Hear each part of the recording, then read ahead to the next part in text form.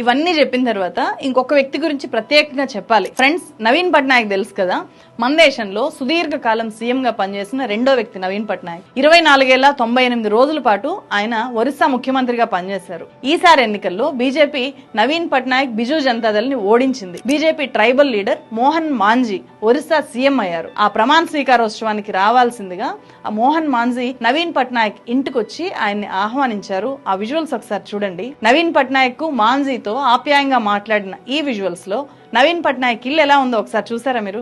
అద్దాల మేడ కాదు, ఇంపోర్టెడ్ డెకరేటివ్స్ ఏమీ లేవు ఆ ఇంట్లో. ఇలాంటిది ఇంకో వీడియో ఉంది చూడండి.